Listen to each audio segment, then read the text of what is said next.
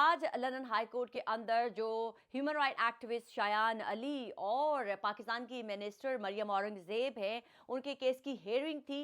Hearing में आज कुछ जो है वो बड़ा तो नहीं हुआ और हमारे सोर्सेज यही कह रहे हैं कि ये केस का फैसला ना होने की कुछ वजूहात हैं। उसके ऊपर कुछ नए एविडेंस भी एड अप हुए हैं इस केस के अंदर, जिसकी ट्रांसलेशन होना बाकी है। जिन वीडियोस की, जिन ट्वीट्स की जो ट्रांसलेशन होगी उसके लिए टाइम चाहिए था और कुछ पाबंदियां भी लगाई गई हैं। आज कोर्ट के अंदर जो है वो जज ने स्ट्रिक्टली बैन किया है कि दोनों पार्टीज में से कोई भी शख्स जो है वो मीडिया में या सोशल मीडिया के ऊपर कोई स्टेटमेंट नहीं दे सकता। दैट्स मीन मैं इसको ये सेफली ये कह सकती हूँ कि शायद जो है अभी इस केस के ऊपर बहुत कुछ होना बाकी है, जिसके लिए मजीद आप लोगों को नवंबर till दिसंबर तक वेट करना पड़ेगा।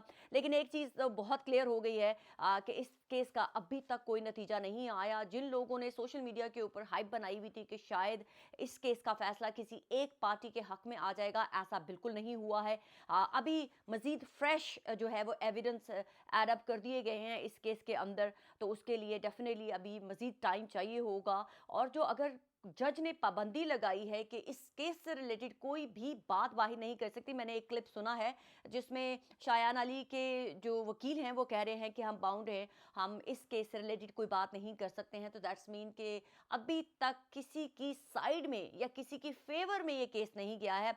मैं एक यहाँ पर अपनी ओपिनियन ज़रूर ऐड करना चाहूँगी कि शायान अली के केस को उस बच्चे का कसूर था या नहीं था, ये आप लोग अपनी जजमेंट खुद रखिएगा क्योंकि कोर्ट का फैसला भी आएगा।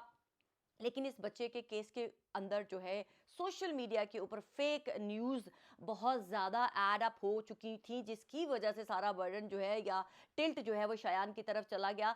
जो केस ये बनाया गया था उसमें सोशल मीडिया के ऊपर ऐसी फेक वीडियोस बनाकर ऐड अप की गई, ऐसी फेक पिक्चर्स लगाई गई, फेक ऑडियो चलाई गई सोशल मीडिया के ऊपर, जिसको एविडेंस के तौर पे जो है वो वहाँ पर दिखाया गया, जिसकी वजह से शायद जो है वो प्रेशर एक साइड की तरफ जो है वो बिल्ट हुआ।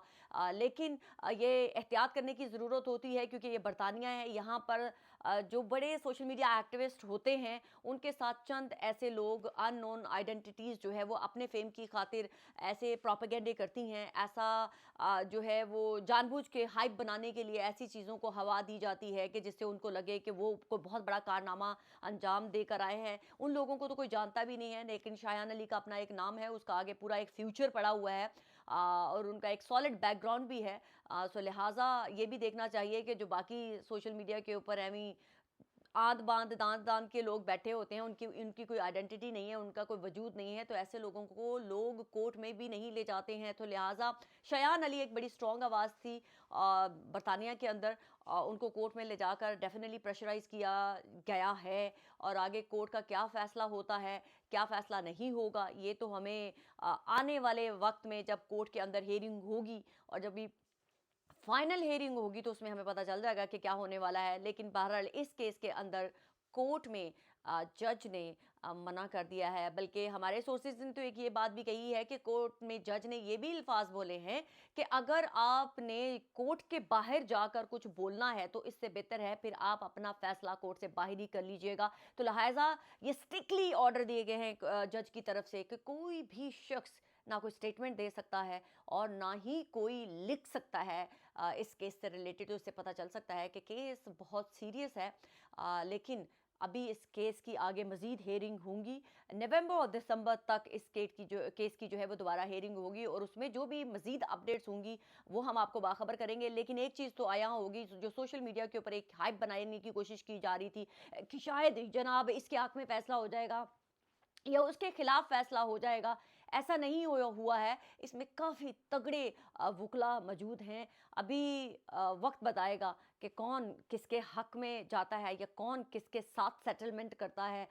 सेटलमेंट आज हुई तो है, वो सेटलमेंट इसलिए हुई है कि दोनों पार्टीज बाउंड हो गई हैं एक दूसरे के खिलाफ ना बात करने के लिए।